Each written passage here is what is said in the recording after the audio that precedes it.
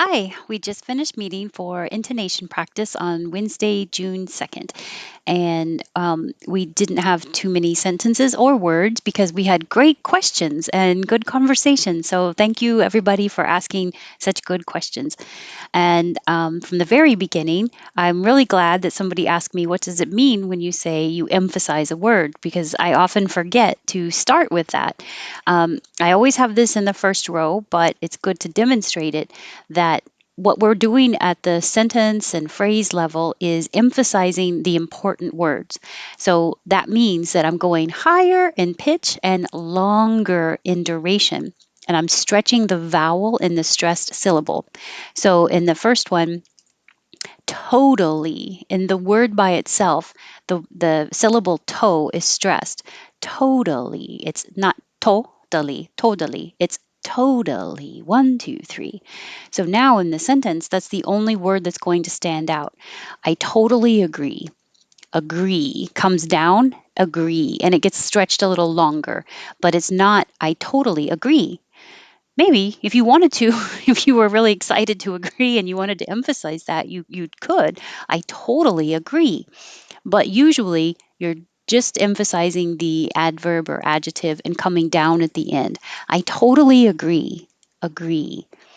If it wasn't stretchy enough, it would sound choppy, like I totally agree. I totally agree. Da da da da da da. So I totally agree. And little, the word little, the first syllable is stressed, means stretched and higher. And the T's in the middle change to D's. A little bit, a little bit. And you can use little bit or you don't have to use the bit. If you have a sentence like, it's a little too spicy for me. It's a little too spicy for me. I could also say, it's a little bit too spicy for me. And then those were the easy ones. And then we worked up to non-steroidal anti-inflammatory drugs prevent migraine medication effects. I even had to stop and think, am I saying that right? I changed the I in the real spelling of migraine to a Y to remind you that it sounds like my and not me. So n- I have to get ready. Non-steroidal anti-inflammatory drugs prevent migraine medication effect. Migraine medication effect. Come down at the end. I have indeterminate gnawing hunger. Indeterminate gnawing hunger. So after you go up, you step down, down, down, down. I have indeterminate gnawing hunger. She forfeit the game. She forfeit the game. She forfeit the game. And we didn't do this one. What would constitute a perfect day for you? What would constitute a perfect day for you?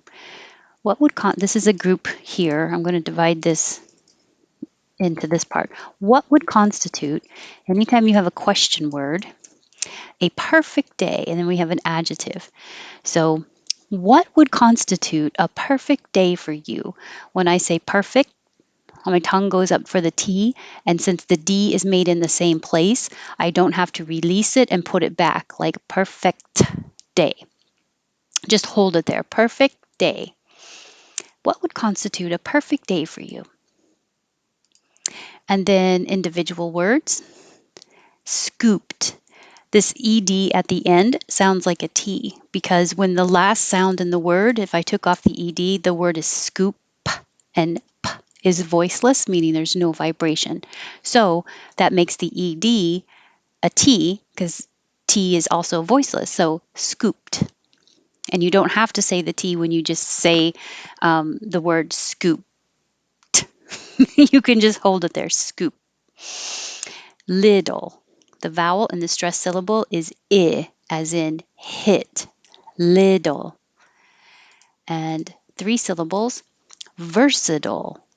Versatile. One, two, three, versatile. Inflammatory. You can make it short. The Tory can be tree. Inflammatory here. Or it can be Tory. Inflammatory. Inflammatory. One, two, three, four, five. And marijuana, marijuana. 1, 2, 3, 4, marijuana. Oh, the stressed vowel in versatile is The stressed vowel in inflammatory is a. The stressed vowel in marijuana is ah. And then you can say this two ways. You can say effect with an E, or because the E is not stressed, you can change it to effect, effect, effect. Either way is fine. And it does sound the same as number 17, which is effect. And I think we did this last week. It gets very confusing. When you say these, number 9 and number 17 can both sound exactly the same, effect. So if you want to be clear and let your listener know that you do know the difference and you're using effect, then use the E on purpose. This is an example, number 10, of the G being silent. When you have a G in combination at the beginning of the word, you never say the G. You just start with the N. So this is gnat, gnat. The vowel is a. It's the teeny tiny little flying things that are smaller than flies that always come out in the summertime. Athletes or athletes. So it can be two syllables.